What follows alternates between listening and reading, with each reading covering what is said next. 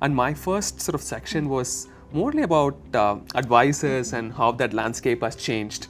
And I think you work a lot with advisors, right, Sarah? So would love to hear your thoughts on what has changed in the last 10 years in terms of what trends you're seeing from an advisor landscape, right? A couple of things that I've read was, average age of an advisor is 62 and a lot of them are retiring very soon, right? We have a lot of Gen Zs and millennials coming to consume content digitally and not in the previous ways of interactions. Would love to hear your thoughts on what's happening in the advisor landscape and what trends you're seeing in the last 10 years. Yep, absolutely. Yeah. So most of our marketing is B2B marketing. Yes. The majority of it is communication that we're sharing with financial advisors.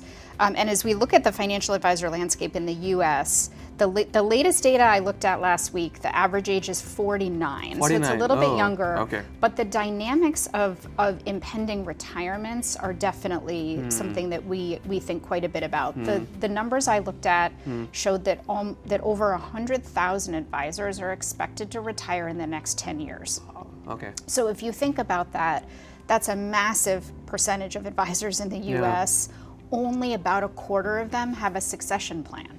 So that's a pretty notable number, right. That 3/4 of advisors that are retiring in the next 10 years don't have a plan for what's going to happen to their practice and how they're going to build a succession plan. So as Capital Group, one of the things that we really want to provide to advisors is support throughout the life of their practice. And so that for us looks like new advisor training and education through some of our kind of fundamentals training. When you're newer in your career, that's really important to kind of shore that up. All the way through to helping advisors think about succession plans and the different options that they might have and how to really put a plan in place and document what that might look like.